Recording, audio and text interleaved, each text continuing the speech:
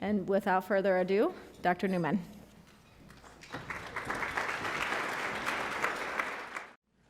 Okay, a hearty Valentine's Day talk. I'm a hopeless romantic, but otherwise no disclosures. History of Valentine's Day, love gone wrong in patient style. The first cardiac cath, the heart of the hospital, and the troponin assay, so I can actually have some content in there that you can use. So you've heard the expression, a night with Venus, a lifetime with Mercury. Has anyone ever heard that expression? That has to do with syphilis. I lied. I'm going to talk about syphilis. So 100 years ago, it was a huge issue. 500 years ago, it was an issue. Now it's not so much for the time being, although it's on the rise again. So a night with Venus, a lifetime with Mercury, comes with the fact that Venus, the goddess of love, or Aphrodite, depending on your country you come from, brings love. But what happens sometimes when you have love with the wrong person is you get an infection, and that infection was syphilis. And the initial treatment for syphilis was mercury. And why mercury? Mercury paste, a very toxic element, right? But because mercury had been used by the historical physician Paracelsus, who's from from the 1400s, for treatment of leprosy.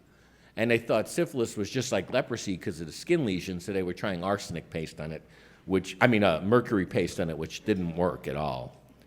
So there's Aphrodite Venus coming out of the clamshell. I always liked that when I was a kid. Every time we go out to eat, we used to live in Brooklyn, and we'd go out to eat in this seafood restaurant, and we'd order baked clams, and my dad would always say, "Oh, there's no Venus in mine."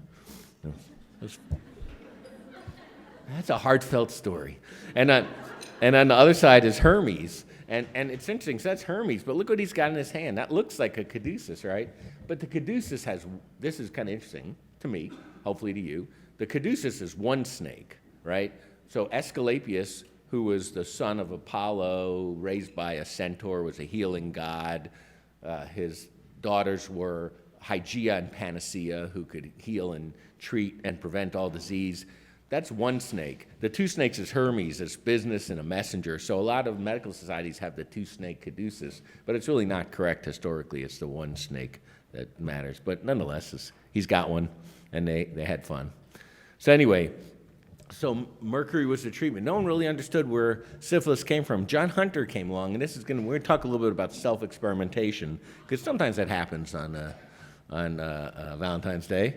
But so he wondered about the cause of gonorrhea. He was studying gonorrhea. So he decided you couldn't get gonorrhea from getting it under your skin. You could only get it from sexual contact. So he got some purulent urethral exudate,